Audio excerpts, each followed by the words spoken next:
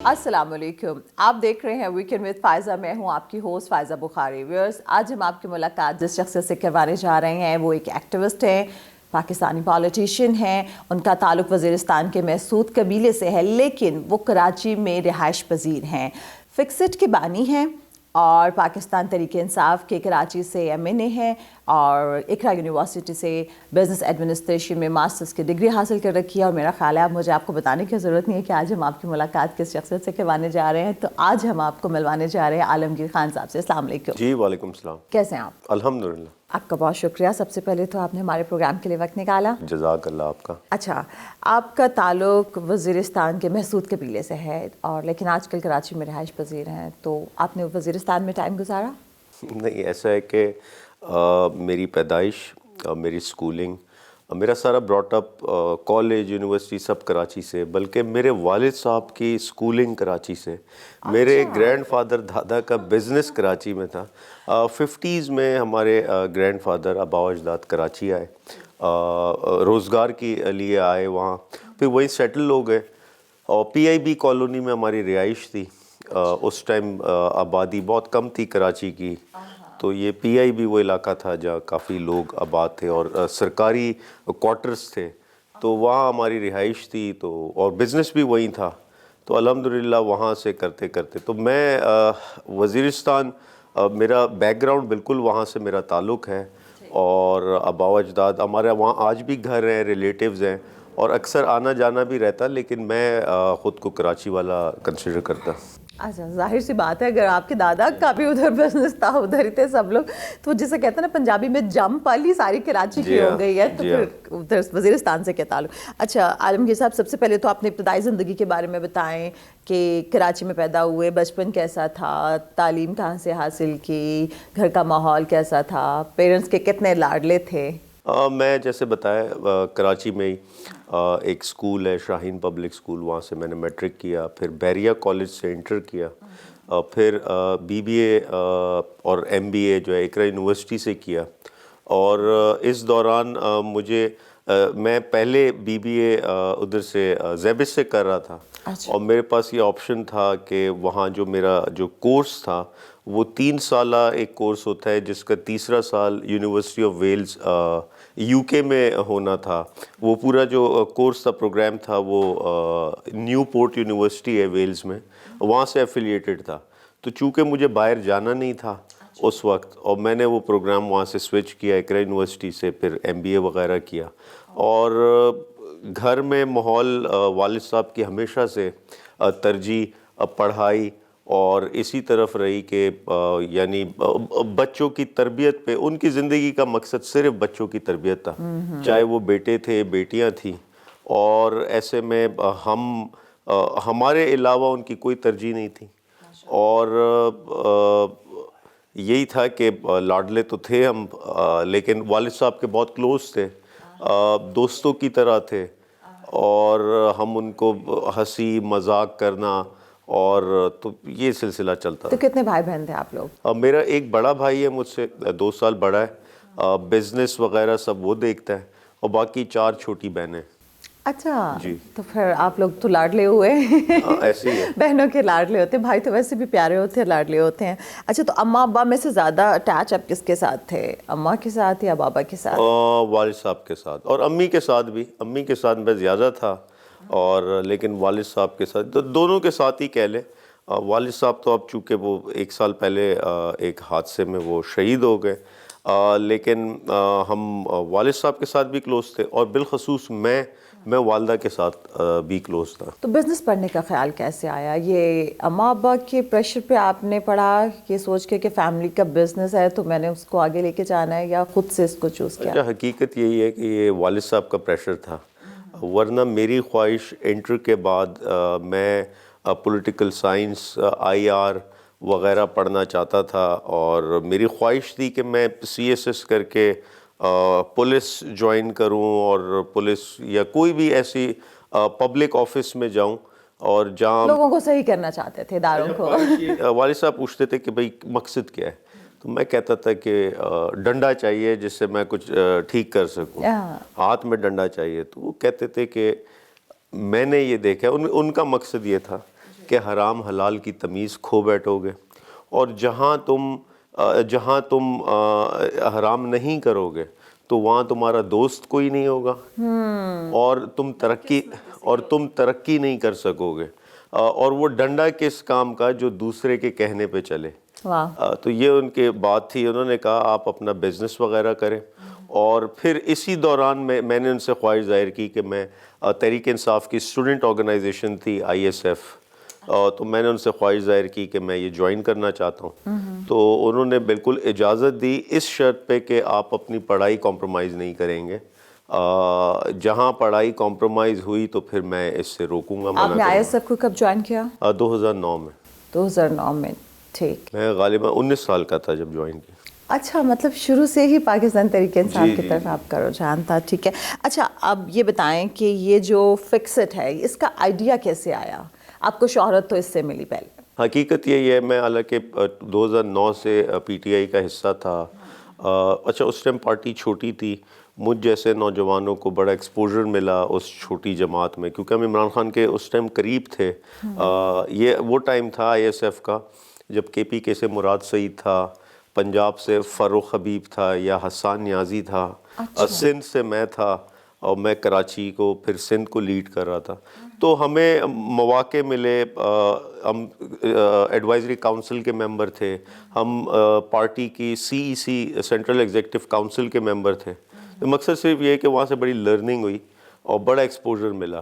خیر 2016 میں فکسٹ کا آغاز ہوتا ہے، اور فکسٹ شروع کرنے کا مقصد صرف ایک تھا کہ ایک عام آدمی اس کے مسائل کیسے مین سٹریم میں آئیں گے، جس کے پاس وسائل نہیں ہیں، جس کے پاس پیسہ نہیں ہے، میں اپنی آواز، اپنا ایشو کیسے منواؤں؟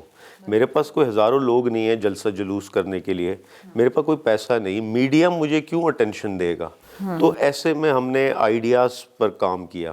ہم نے دیکھا دنیا بھر میں منفرد ڈیمانسٹریشن، احتجاج کیسے ہوتے ہیں۔ ایسے میں رشیا میں ایک ہم نے دیکھا، ایک پرائیویٹ ویب سائٹ نے ایک گھڑے تھے مین شاہراہ پر، اس کے ساتھ انہوں نے گورنر اور میئر، ڈپٹی میئر کے خاکے بنائے، اور 3 دن میں انتظامیہ نے وہ فکس کر دیے، وہ جو پاٹ ہولز یا جو گڑھے تھے۔ تو یہ چیز ہم نے دیکھی، ہم نے کہا یا جو کھلے مین ہولز ہیں جس میں ہر مہینے بچے گر کے مر جاتے، 3 دن ان کی لاشیں نہیں ملتی، ہر روز ایکسیڈنٹس ہوتے اس کے باعث، تو اس ایشو کو ہم مین سٹریم میں لاتے ہیں، وزیر اعلیٰ کا خاکہ بناتے ہیں اس کے ساتھ، اس کو متوجہ کرنے کے لیے۔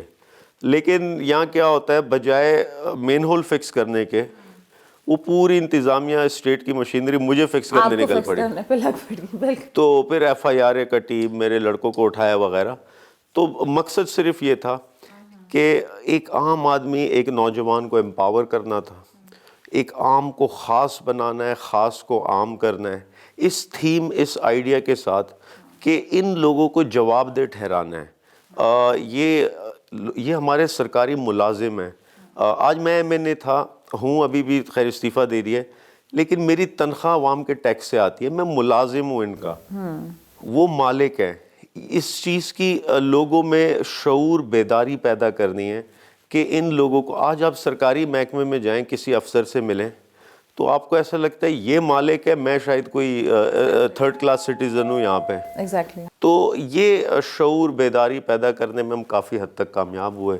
پولیس کی رشوت خوری ہو، بیوروکریٹس کی رشوت خوری ہو یا بدسلوکی ہو، وقتاً، اور کراچی کے بلدیاتی ایشوز ہو، چاہے سڑک سے ریلیٹڈ ہو، کچرے سے ریلیٹڈ ہو، کھلے مین ہول سے ہو، ہم نے وقتاً بوقتاً ایک عام آدمی کا نظر انداز کیے گئے ایشو کو مین سٹریم میں لائے اپنے منفرد آئیڈیاز کے ذریعے۔ اچھا، جب آپ نے سٹارٹ کیا تھا تو آپ کے ساتھ فکسٹ میں کتنے لوگ تھے؟ ہم 2 لوگ تھے جنہوں نے پہلے دن یہ اس کا آغاز کیا، اور خاکے بھی آپ 2 لوگوں نے بنا لی اور سب جگہ پہ لگا بھی دیے؟ وہ شروع میں 2 لوگ تھے، پھر اللہ نے مدد کی، لوگ جڑتے چلے گئے، ابھی الحمدللہ ہزاروں لوگ ہیں ہمارے ساتھ۔ اچھا، کراچی میں ہی ہزاروں لوگ آپ کے ساتھ، ماشاءاللہ۔ اور اس کے لیے فنڈ ریزنگ کون کرتا ہے، کیسے کرتے ہیں آپ لوگ؟ ہمیں محترمہ زیادہ تر جو فنڈ ریزنگ ہوتی وہ اوورسیز پاکستانی اس میں ہمیں مدد کرتے، ہمارے جو پروجیکٹ اورینٹڈ فنڈنگ ہوتی، یعنی ہم سوشل میڈیا پہ اناؤنس کرتے۔ مثال ہے، ابھی ہم نے یتیم گھر بنائے کراچی میں جی اور ابھی پشاور میں بھی بنا لیا ہے. تو وہاں کوئی اس وقت 40 کے قریب بچے ہمارے پاس. اس پروجیکٹ کو 3 سال ہوئے غالباً.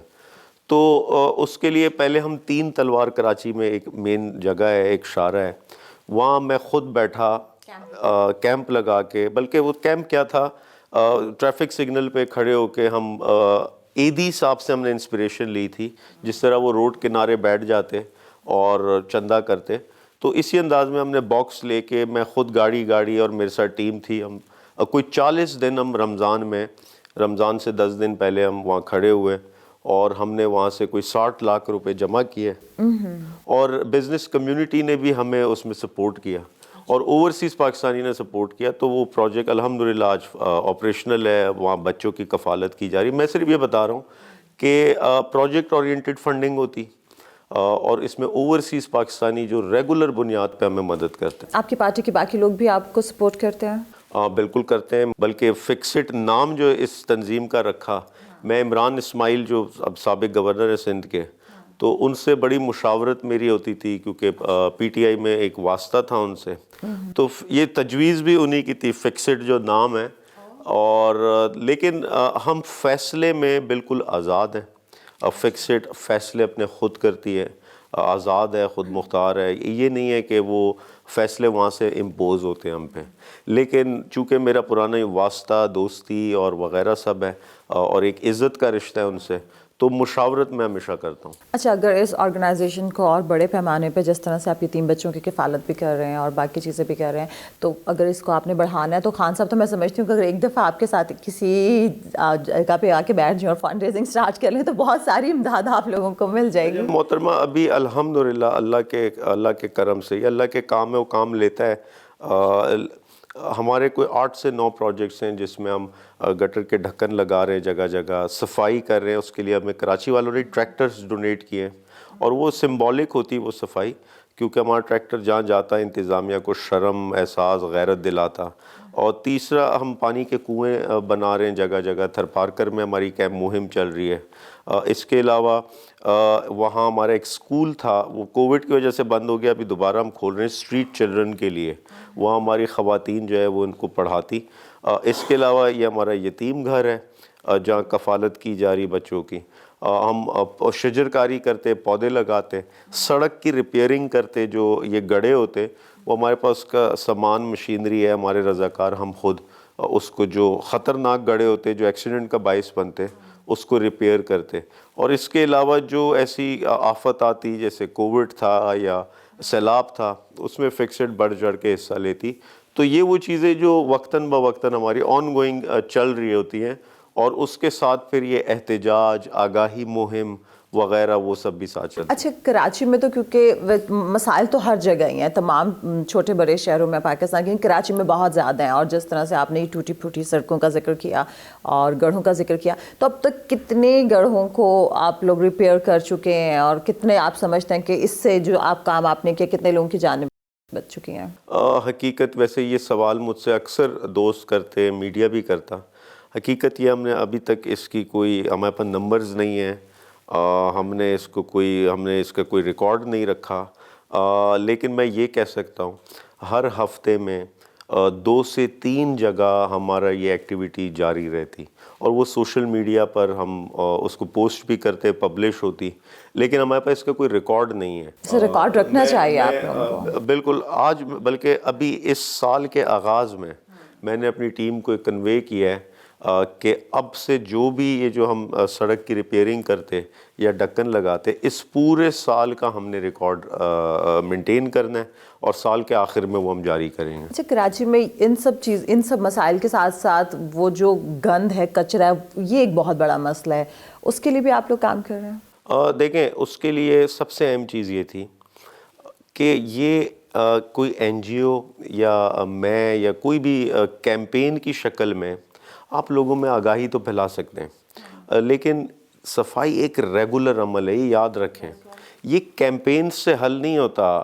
یعنی میں اگر آ جاؤں ایک ہفتہ صفائی مہم کر لوں، ایک مہینہ صفائی مہم کر لوں، اس کے بعد کیا ہوگا؟ بالکل کراچی میں ہر روز 12,000 ٹن کچرا پروڈیوس ہوتا ہے، یہ ایسٹیمیٹڈ فگر ہے۔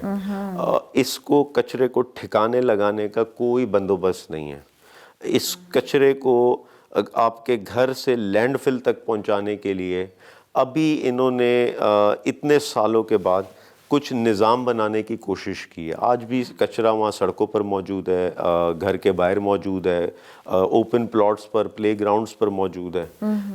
تو مقصد صرف یہ ہے، جب تک اس کے لیے پراپر سائنٹیفک اپروچ نہیں ہوگی۔ سائنٹیفک اپروچ کیا ہے؟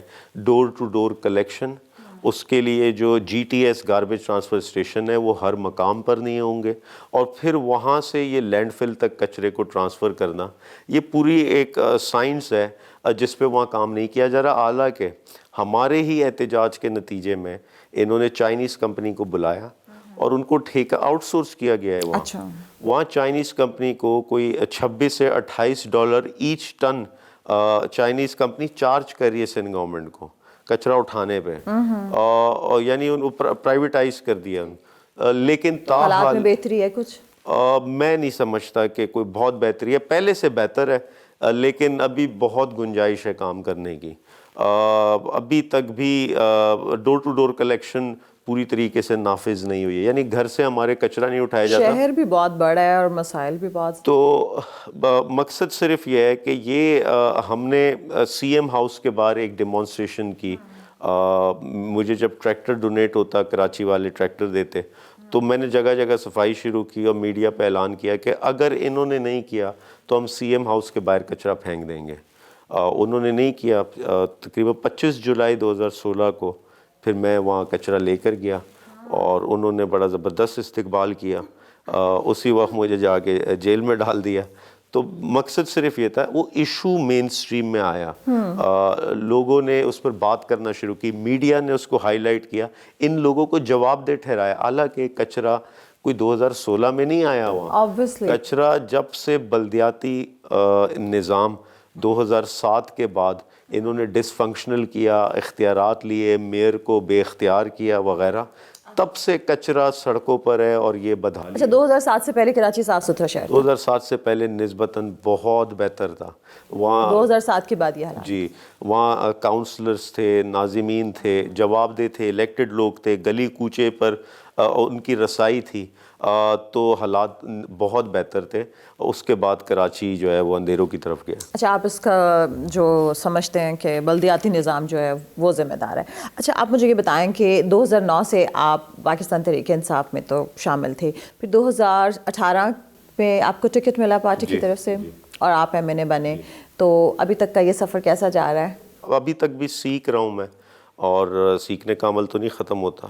تو میں بڑا مطمئن ہوں عمران خان کی قیادت میں، اور سب سے اہم چیز یہ، مجھے کل بھی ایک میڈیا کے ہی دوست کہہ رہے تھے کہ یہ آپ نے غلطی کی، آپ کو پی ٹی آئی میں یا سیاست میں نہیں آنا چاہیے تھا، جو ان کو نہیں پتا تھا کہ میں پرانا ہوں پی ٹی آئی میں، اور آپ فکسٹ میں ہی صحیح تھے وغیرہ، اور اب جو ہے آپ نے اپنا وہ جو اسٹریچر ہے یا وغیرہ وہ خراب کر دیا ہے۔ تو میں نے ان سے یہ کہا، مجھے یہ بتائیں، میں ایک شخص کو دل سے جانتا اور مانتا ہوں کہ یہ شخص آنیسٹ ہے، یہ شخص ملک کی بہتری کے لیے ہے، اس کی نیت ٹھیک ہے۔ میں جب دل سے جانتا مانتا ہوں اور میں اس کا ساتھ نہ دوں، اور صرف اس خاطر کہ میری ذات کو نقصان ہو، تو مجھ سے بڑا منافق کون ہوگا؟ میں جب اس کو جانتا مانتا ہوں دل سے، تو مجھ پہ لازم ہے میں اس کا ساتھ بھی دوں، اور بے شک میری ذات کو کچھ بھی ہو، لیکن اس کا ساتھ دینا، وہ جو اپنا حصہ ڈالنا اس کی کاز میں، تو میں سمجھتا ہوں مجھ پہ لازم ہے، اور مجھے اس پہ بے انتہا خوشی ہے، اور میں مطمئن ہوں کہ میں عمران خان کی قیادت میں کھڑا ہوں۔ اچھا، ابھی جب اتنی ساری چیزیں ہوئیں، جس طرح سے آپ لوگوں کا دور حکومت رہا، اور پھر اس طرح سے وہ ڈیلیور جو آپ لوگوں کے پلانس تھے یا باتیں تھی، خان صاحب کی دعوے تھے، اس کے برعکس ہی ہوا، ہم نے دیکھا انفارچونیٹلی۔ پھر حکومت چلی گئی، اور پھر جس طرح سے الزامات کا سلسلہ، توشہ خانہ آیا بیچ میں، اور باقی ساری چیزیں، آڈیو لیکس اور ویڈیو لیکس کی بھی باتیں ہم سنتے ہیں، اس سے بھی آپ یا آپ کی پارٹی کے جو دیگر افراد ہیں، وہ کوئی بدظن نہیں ہوا خان صاحب سے؟ جب آپ سسٹم میں آتے ہیں، یعنی میں ایم این اے بننے سے پہلے جو ایم این اے کے آفس کا یا جو اس کے اختیارات ہیں یا جو سسٹم ہے اس کا میرا کوئی اور تصور تھا. اچھا. اور ایم این اے بننے کے بعد جب پریکٹیکلی اس میں انوالو ہوا تو وہ بالکل کمپلیٹلی چینج تھا. اسی انداز میں گورنمنٹ میں جب آتے ہیں مشینری سنبھالتے ہیں تو یہاں بالکل مختلف ایکسپیرینس رہتا. اور ایسے میں بہت سے ایلیمنٹس ہیں.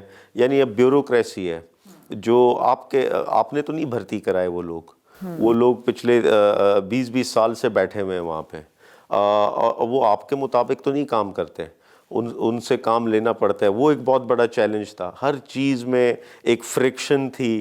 میں آپ کو مثال دوں, میں نے اپنے حلقے کے لیے وہ ایک فنڈز تھے وہ ریلیز کرانے تھے. وہ فنڈز اپروو ہوتے ہیں سپٹمبر میں.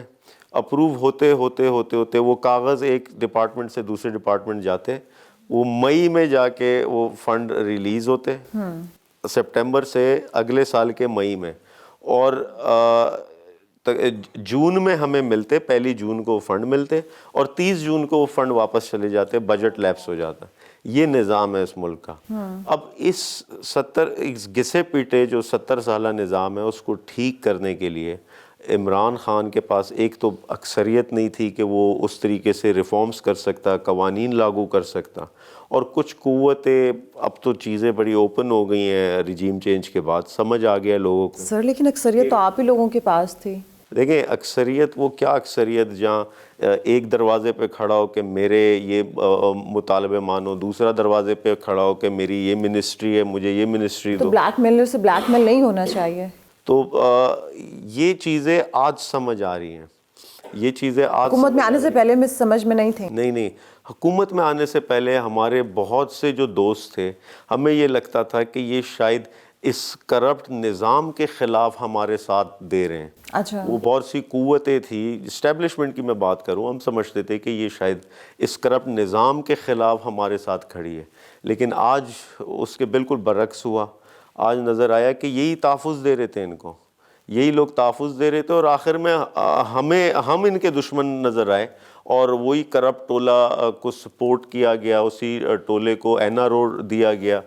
تو یہ ایک بہت بڑی مثال ہے ہماری 3 سالہ کارکردگی میں جو رکاوٹیں تھی. یعنی سب سے اہم چیز یہ احتساب کا عمل جو تھا, اس میں کون رکاوٹ تھی, کس نے NRO دیا ان کو, کون NRO مانگ رہا تھا. جب عمران خان چلاتا تھا کہ NRO نہیں دوں گا, سب مذاق اڑاتے تھے مانگ کون رہا ہے. آج کلیئر ہو گیا کون مانگ رہا تھا, کہ کس کے لیے مانگ رہا تھا, کس کو دیا گیا. ایک کے بعد دیگر ان کے کیسز ختم ہوتے چلے گئے. ٹھیک ہے جی, دیگر کے کیسز ختم ہوتے چلے گئے. عالمگیر خان صاحب سے ویئرز گفتگو کا سلسلہ جاری ہے, مگر یہاں پہ وقت تو ایک بریک کا. بریک سے واپس آئیں گے اور ان سے کراچی کے مسائل پر, بلدیاتی انتخابات پر بات کریں گے.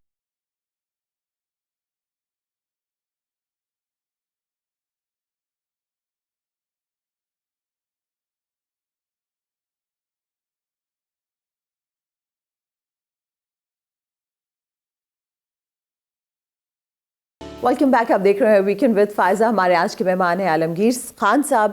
اچھا, MQM کے جو سب دھڑے ہیں وہ اکٹھے ہونے جا رہے ہیں, آپ کیا سمجھتے ہیں, اس کی کیا وجوہات ہیں؟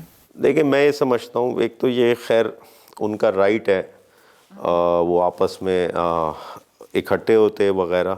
لیکن اہم چیز یہ ہے کہ آج ان کا کارکن ضرور سوچتا ہوگا کہ پہلے ایک فون کال آئی, سب کو تقسیم کر دیا. آج ایک فون کال آئی, سب ایک دوسرے کے چہیتے پیارے ہو گئے. فون کال اسٹیبلشمنٹ کی آئی, اکٹھا کر رہے ہیں ان کو. الیکشن سے پہلے تحریک انصاف کی مقبولیت کو دیکھتے ہوئے, دیکھیں اس وقت عمران خان کی تاریخی طور پہ حمایت, ہمدردی پہلے سے کہیں زیادہ ہے, 2018 سے زیادہ ہے.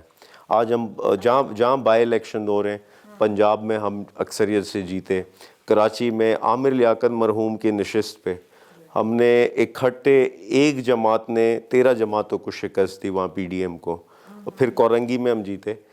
تو اس میں تو کوئی دو رائے نہیں, جتنے سرویز آ رہے ہیں عمران خان 2/3 اکثریت لے گا. اس کے لیے یہ رکاوٹیں پیدا کی جا رہی ہیں. وہاں باپ پارٹی کو ضم کیا جا رہا ہے پیپلز پارٹی میں, کراچی میں MQM کو اکٹھا کیا جا رہا ہے.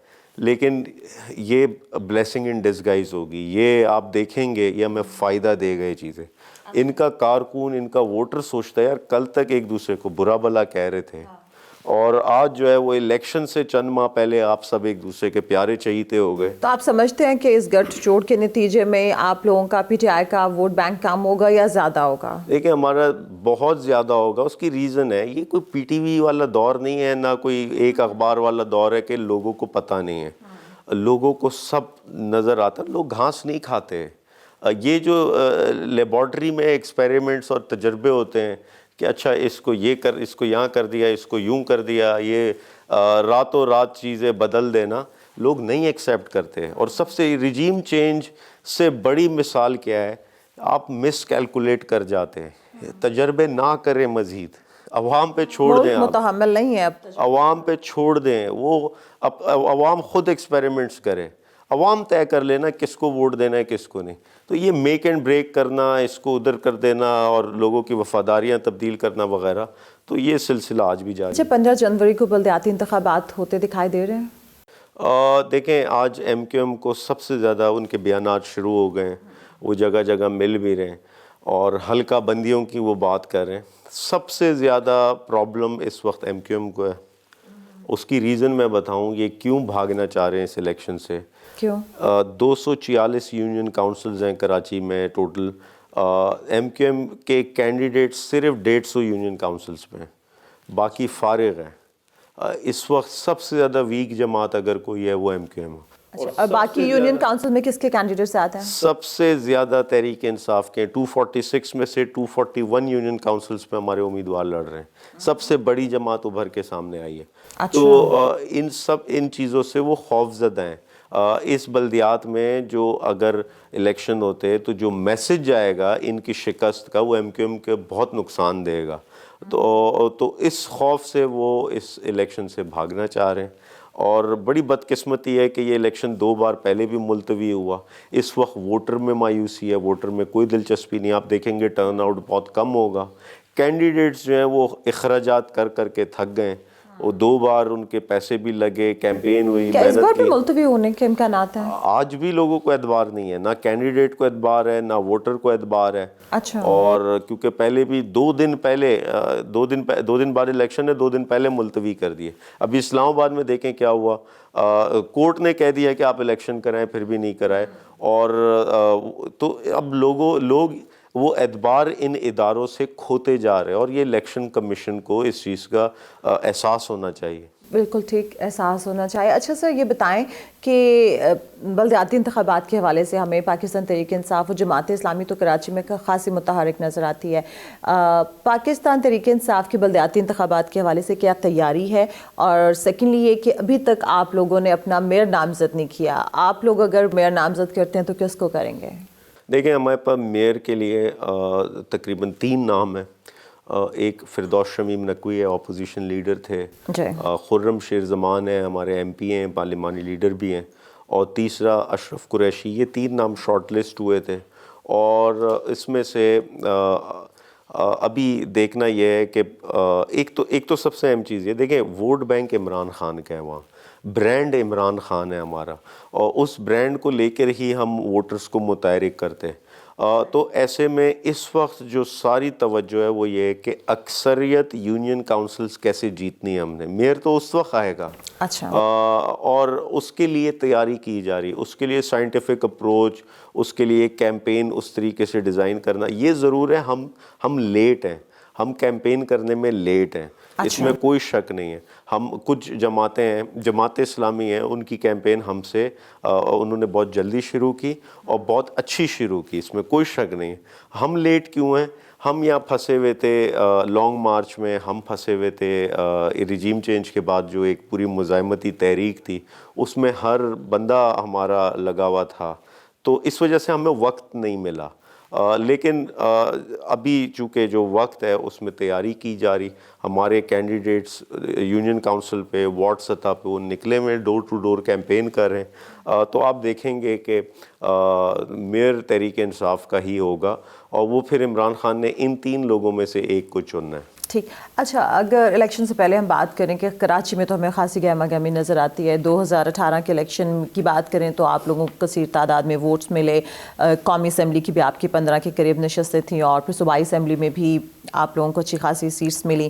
اور گزشتہ 3 سالوں کی بات کریں تو وفاق میں تو آپ کی حکومت تھی, سندھ میں آپ کے پاس مینڈیٹ تھا, لیکن پی ٹی آئی اس طرح سے ڈیلیور نہیں کر پائی. اور خان صاحب نے جو 1100 ارب کا اعلان کیا تھا پیکج کا, وہ بھی ڈیلیور نہیں کر سکے. اس کی کیا وجہ ہے؟ جب محترمہ دیکھیں ایک چیز سمجھیں, کراچی میں اکثر جو سوال ہوتا, جو گلا شکوہ ہوتا, وہ ہوتا کہ یعنی آپ ابھی کراچی میں مائک لے کے نکلیں, لوگوں سے سوال کریں, وہ بتائے گا میری سڑک ٹوٹی ہوئی ہے, کچرا ہے, میرے پاس پلے گراؤنڈ نہیں ہے, پانی نہیں آ رہا, سیوریج کا مسئلہ ہے. یہی ہم ابھی تک انہی مسئلوں میں الجھے ہوئے ہیں.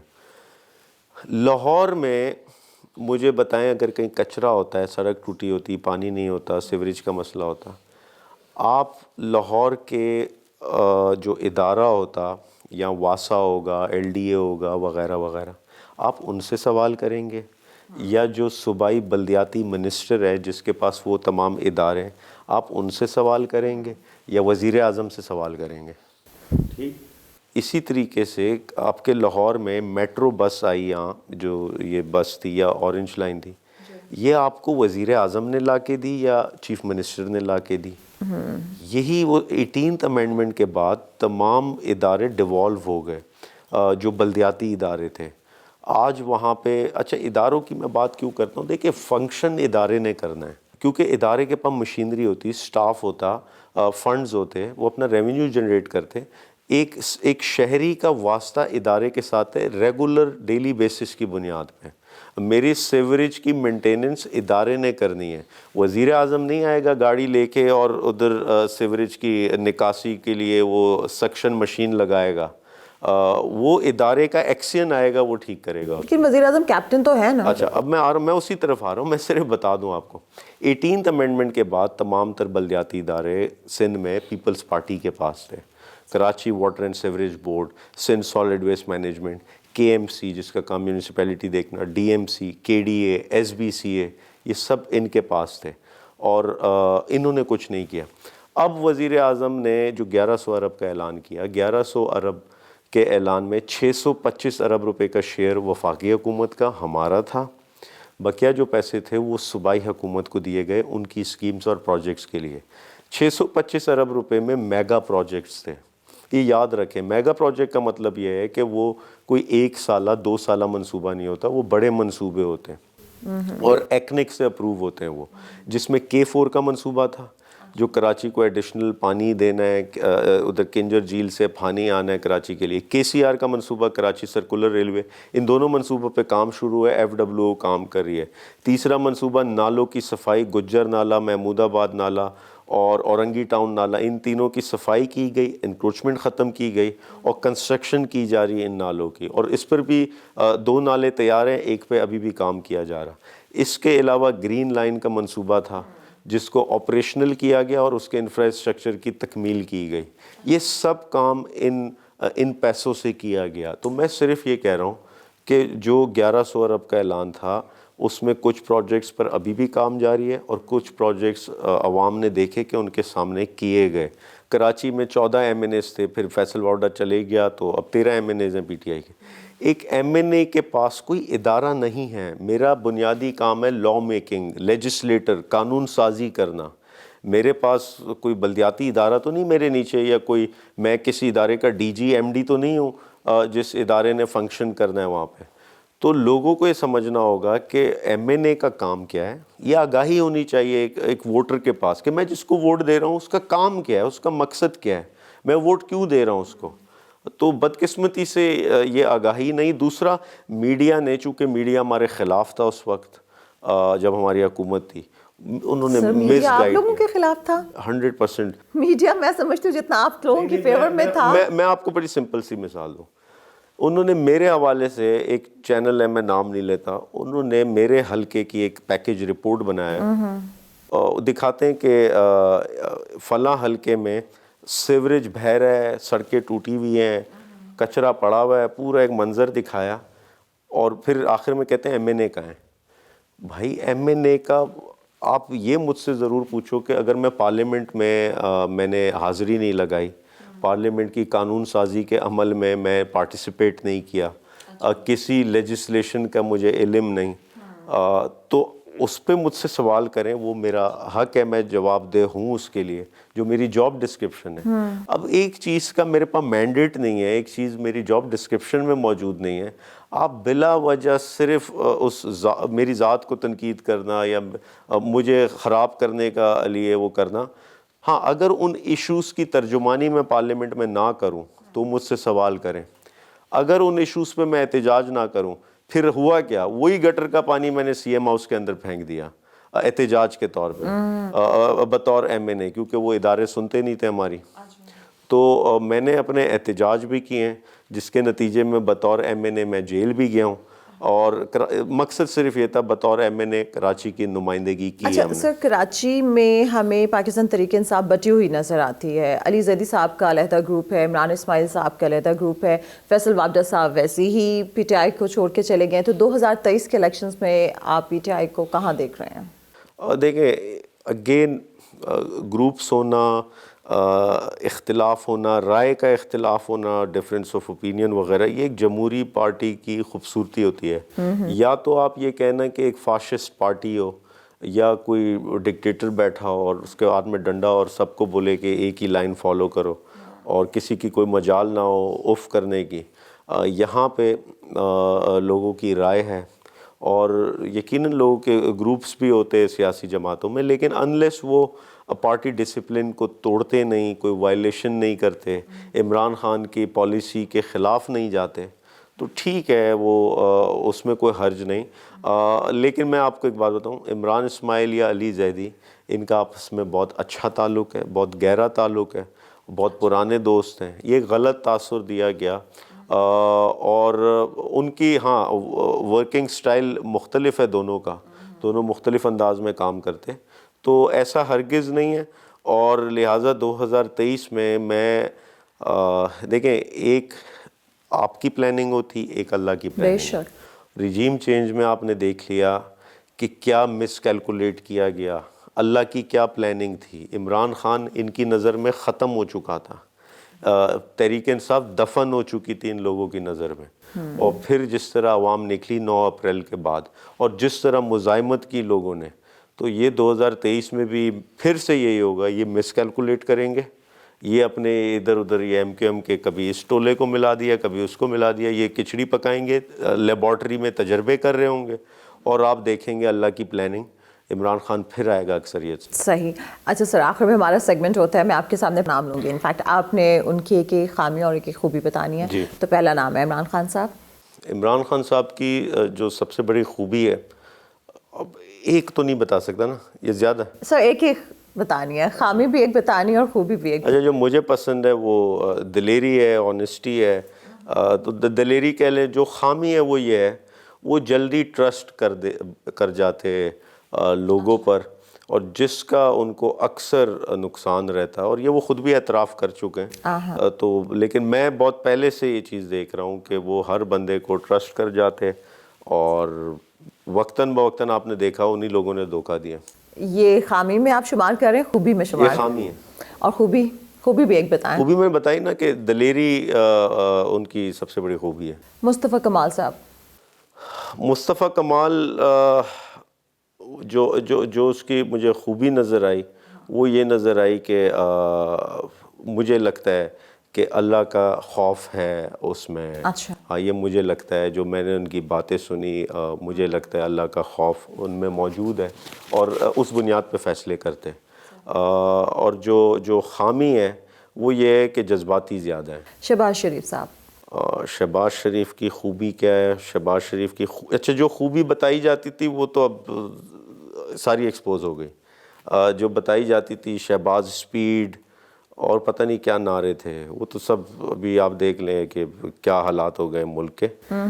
لیکن اگین اپنی فیملی کا بڑا خیال رکھتے ہیں، اپنے بچوں کا بڑا خیال رکھتے ہیں۔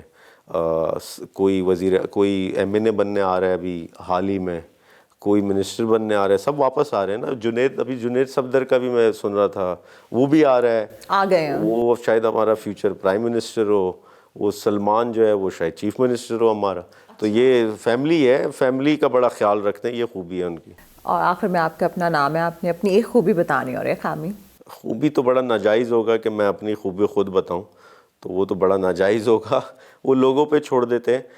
خامی میری سب سے بڑی یہ ہے, جو میں خان صاحب کے لیے کہہ رہا تھا, میں بھی جلدی ٹرسٹ کر لوگوں پہ جاتا, ٹرسٹ کر. اور صرف یعنی کوئی مجھے پیار سے, عزت سے مجھ سے بات کرے تو میں اس میں وہ ایول ڈھونڈتا ہی نہیں پھر, اور اس نتیجے میں غلط فیصلے, غلط ٹرسٹ کر جاتا لوگوں کو.